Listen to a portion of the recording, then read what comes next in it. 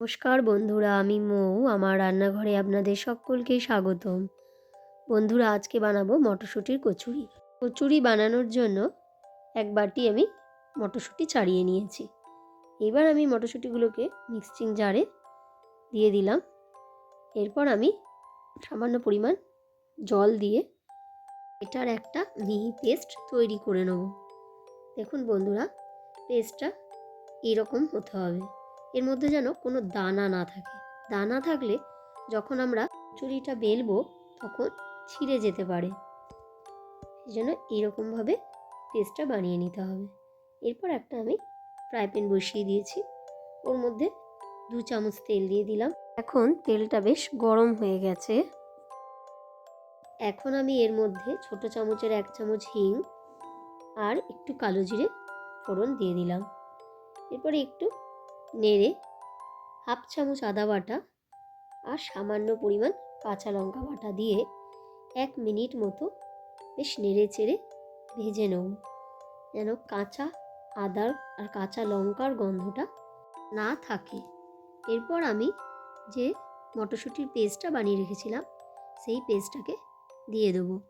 গ্যাসটাকে মিডিয়াম ফ্লেমে রেখে আমি মটরশুঁটির পেস্টটাকে বেশ ভাজা ভাজা করে নেব।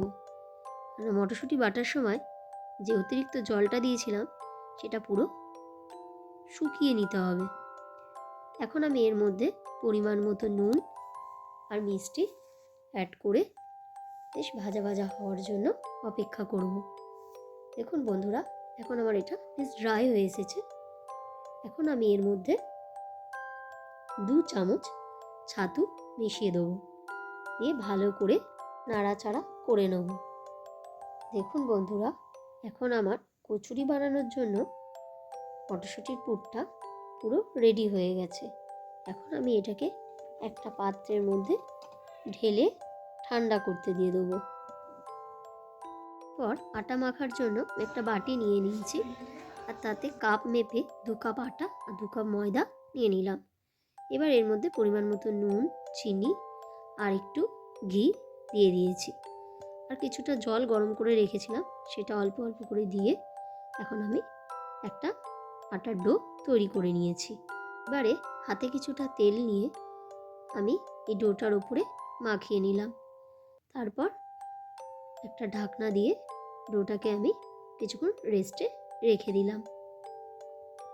30 মিনিট আমি ডোটাকে রেস্টে রেখে দিয়েছিলাম। দেখুন বন্ধুরা, আমার ডোটা এখন কচুরি বানানোর জন্য রেডি হয়ে গেছে। এখন আমি এই ডোটা থেকে কিছু লেচি কেটে নেব। লেচিগুলো এদিকে কাটা হোক আর আপনাদের সাথে আমি গুরুত্বপূর্ণ কথাটা সেরে নিই।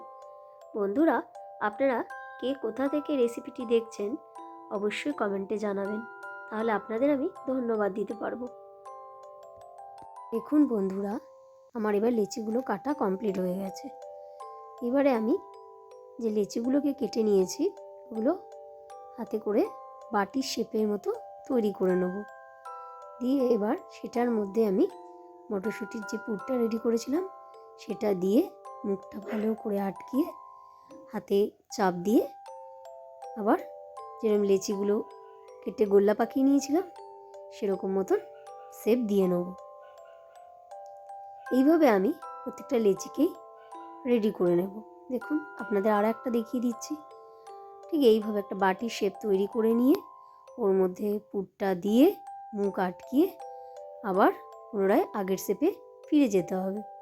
দেখুন, আমার সমস্ত লেচিগুলোর মধ্যে পুর ভরে আমি রেডি করে নিয়েছি। এখন আমি কচুরি ভাজবার জন্য আমি একটা কড়াইয়ে কিছুটা তেল বসিয়ে দিয়েছি।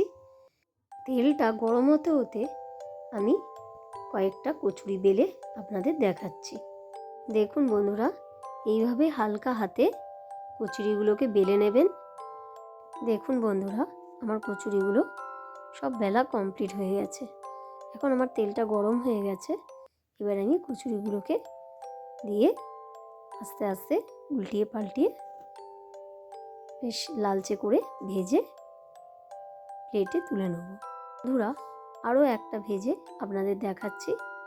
দেখুন, এভাবে আস্তে আস্তে কচুরিটার গায়ে চেপে ধরবেন, দেখবেন অন্য দিক দিয়ে কচুরিটা ফুলে উঠবে। এই রকম প্রসেসেই আমি সমস্ত কচুরিগুলোকে ভেজে নিয়েছি।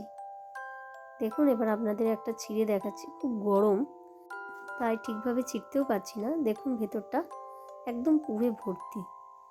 এরকমভাবে শীতের সন্ধ্যায় বানান আর খেয়ে জানাবেন কেমন লাগলো।